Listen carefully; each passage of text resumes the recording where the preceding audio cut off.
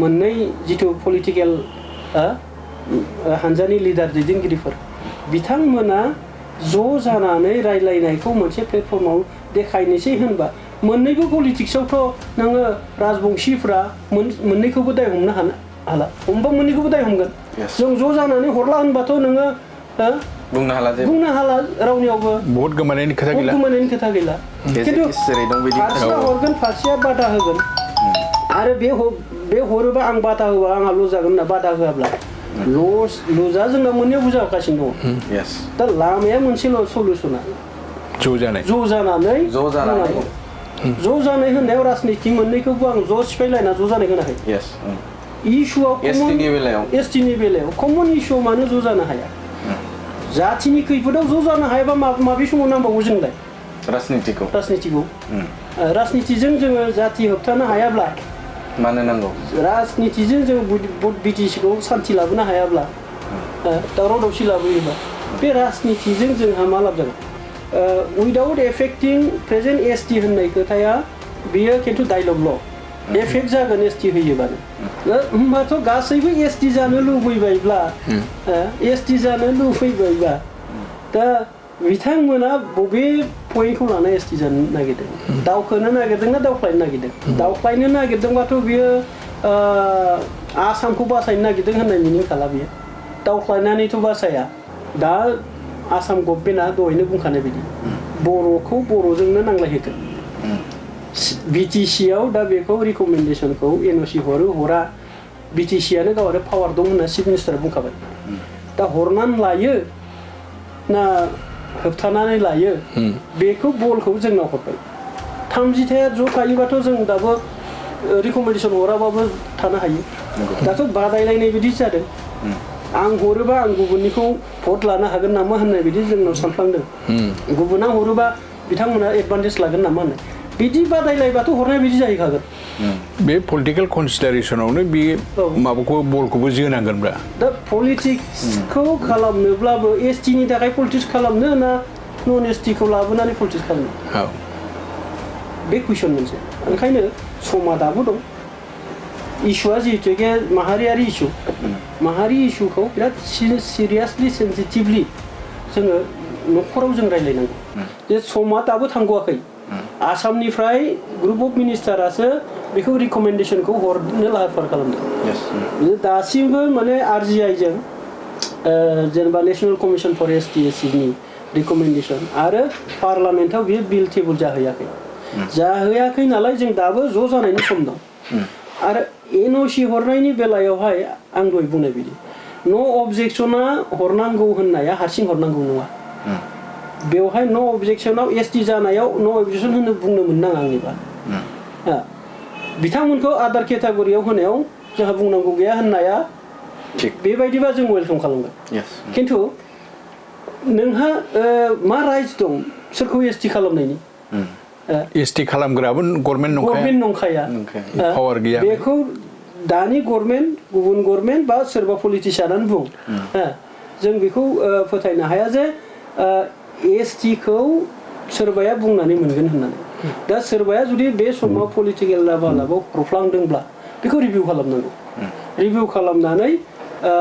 बे खोथाखौ बुंनांगौ जे उइदाउट एफेक्टिं प्रेजेन्ट एसटि होननाय खोथाया बियो खिन्थु डायलगल' एफेक्ट जागोन एसटि होयोबानो गतिके एसटि नङैखौ एसटि होनो मोना होननानै आदार केटागरियाव हरनायाव कमिउनिटिखौ जोङो हरनांगौ आरो आदार 6 सिड्युल कमिउनिटिखौबो जों बुजायनो जोंनिफ्राय बुंनांगौ दं होननानै आं सानो दिनै आहमफोरा एसटि जानो नागिरदों होननाय गासै आहमा जानो नागिरदोंना दिनै जुदि जोङो डाइरेक्ट साफा लिडारनाव सोङो आहमनि दैदेनगिरि बिथांमोनाव हारसिङै सोङोब्ला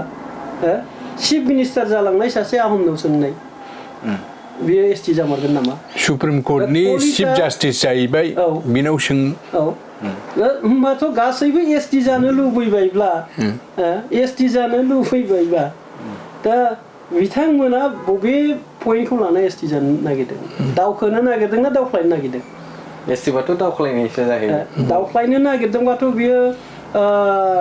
आसामखौ बासायनो नागिरदों होननाय मिनिं थाला बियो दावख्लायनानैथ' बासाया दावखोनानैसो बासायनांगोन नोंहा प्रभिजनखौ नों बानायनानै लाबानो जाबाय जोंनाव दा बेखायनो आङो खावलायनो लुबैनाया नैबे जे दा आसाम गभर्नमेन्टआ दहायनो बुंखानाय बायदि बर'खौ बर'जोंनो नांलायहोगोन बिटिसि आव दा बेखौ रिकमेन्डेसनखौ एनअसि हरा बिटिसिआनो गाव आरो पावार दं होनना चिफ मिनिस्टारा बुंखाबाय दा हरनानै लायो ना होबथानानै लायो बेखौ बलखौ जोंनाव हरबाय दा बेखौ जोङो नांलाय खमलायजों सल्भ खालामनाङा जों रायज्लायनानै सल्भ खालामनांगौ दं खारन बिटिसि गभर्नमेन्टआबो जोंनिनो गभर्नमेन्ट बेखौ धंस थांनायखौ जों लुबैया ट्राइबेलनो 30टा एसटि होदों माने जों 30टा एसटिखौ जोंसो गावस्रानानै लादों 30टाया ज' थायोबाथ' जों दाबो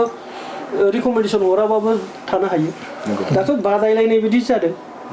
आं हरोबा आं गुबुननिखौ भट लानो हागोन नामा होननाय बायदि जोंनाव सानफ्लांदों गुबुना हरोबा बिथांमोना एडभान्टेज लागोन नामा होननाय बिदि बादायलायबाथ' हरनाय बायदि जाहैखागोन बे पलिटिकेल कनसिडारेसनावनो बे माबाखौ बलखौबो जोनांगोनब्रा दा पलिटिक्सखौ खालामनोब्लाबो एसटिनि थाखाय पलिटिक्स खालामनो ना नन एसटिखौ लाबोनानै पलिटिक्स खालामनो बे कुइसन मोनसे ओंखायनो समा दाबो दं इस्युआ जिहेतुके माहारियारि इस्यु माहारि इस्युखौ बिराद सिरियासलि सेन्सिटिभलि जोङो न'खराव जों रायज्लायनांगौ जोंनि न'खराव आरो आं आसा खालामो सिसिटुआनि दैदेननाय बर' थुनलाइ आफादनि दैदेननाय दुलाराय बर' फरायसा आफादनि दैदेननाय आदार्स अर्गेनाइजेसन मोननै जिथु पलिटिकेल हानजानि लिडार दैदेनगिरिफोर बिथांमोना ज' जानानै रायज्लायनायखौ मोनसे प्लेटफर्माव देखायनोसै होनबा मोननैबो पलिटिक्सआवथ' नोङो राजबंशीफ्रा मोननैखौबो दाय हमनो हाला हमबा मोननैखौबो दाय हमगोन जों ज' जानानै हरला होनबाथ' नोङो बुंनो हाला रावनियावबो भट गोमानायनि खोथा गैला खिन्थु फारसेया हरगोन फारसेया बादा होगोन आरो बे हरोबा आं बादा होबा आंहा लस जागोन होनना बादा होआब्ला लुजा जोंना मोननैयाव बुजागासिनो दङ दा लामाया मोनसेल' सलुसना ज' जानानै ज' जानाय होननायाव राजनिति मोननैखौबो आं ज' सिफायलायना ज' जानाय होनाखै इस्युआव एसटिनि बेलायाव कमन इस्युआव मानो ज' जानो हाया जातिनि खैफोदाव ज' जानो हायाबा माबे समाव नांबावगौ जोंलाय राजनितिजों जोङो जाति होबथानो हायाब्ला मानो नांगौ राजनितिजों जोङो बिटिसिखौ सान्थि लाबोनो हायाब्ला दावराव दावसि लाबोयोबा बे राजनितिजों जोंहा मा लाब जागोन दा बेखायनो आंनि खावलायनाया बेसो जे इयुन जेनेरेसना बेबायदि भायलेन्सखौ गोदानै सिन्था खालामनाङा डेम'क्रेटिक भाबै जेसेबां हायो जरदार खालामजायो बिला पास जायासिम माने जों जुजिनांगोन खिन्थु दावराव दावसिजों नङा आरो बेवहाय आदार पलिटिकेल पार्टिफ्राबो मोनसे सेम आवाजखौ होनांगोन जेरैहाय आदार आफादफोरा होदों होमब्लानो जोंखौ ज' नुगोन होमबानो मरान मथक बा आहम सुथिया गासैबो दाय जायोबा जों बर'यैनो दाय जाथोंसै माथो दं बर'ल' नङा गासै ट्राइबेलफ्रानो दाय जाथोंसै 14टा ट्राइबेलानो ज'यैनो दाय जाथोंसै जे जों बिसोरखौ होनायाव जोंहा गोजोननाय गैया खिन्थु हारसिं बुङोबाथ' डिभाइड एन्ड रुल पलिसिब्लाथ' नोंबो गोग्लैगोन आंबो गोग्लैगोन जों थावरिनो हानाय नङा